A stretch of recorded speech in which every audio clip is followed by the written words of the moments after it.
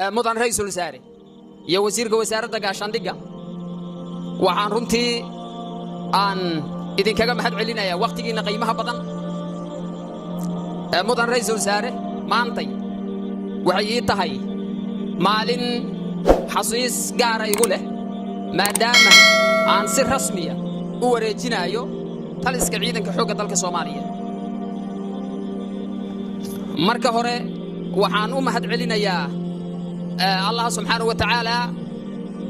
oo intii aan mas'uuliyadda hayay ii fududeeyay in aan u adeego qarankayga iyo ciidankayga intaba bulshadeydana aan si hagar la'aan ugu khidmeeyo mudan ra'iisul wasaare muddadii aan xilka hayay waxaan runtii si weyn ugu shaqaynay aniga iyo saraakiil xigeenada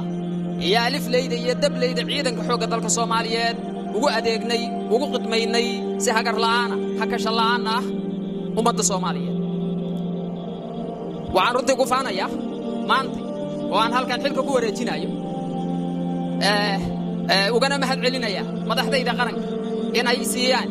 fursadii aan ugu adeegayo ummadayda runtii dib u habaynta ciidanka xoogga dalka Soomaaliyeed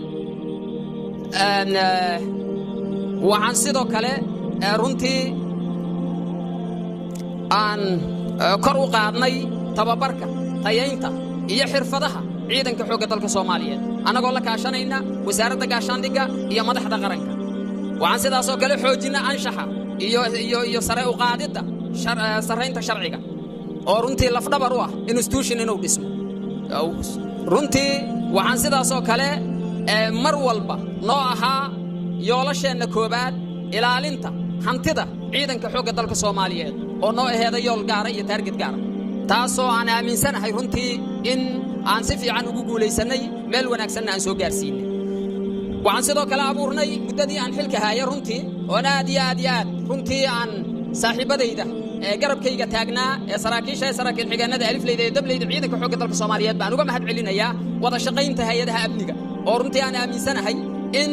ay qayb ka qaadatay amniga guud ee maanta aan ku naaloonay mudan ra'iisul wasaare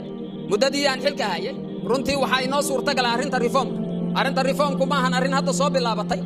sida la socotaanba waa arrin soo bilaabatay 2018 maalinba marxalad ayay joogtay waqtigaygii dambe hadda markii aan soo laabtay anigoo kaashanaya saraakiisha ciidanka xoogga dalka Soomaaliyeed qaybahooda kala duwan waxaan aad u dardar gelinay sidii arrinta reformka oo dhinacyo kala duwan taabanaysa aan u xooji lahayn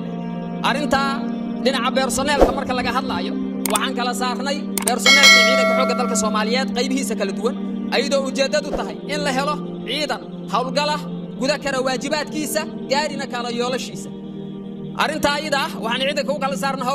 hawlgab naafo shuhado iyo habsan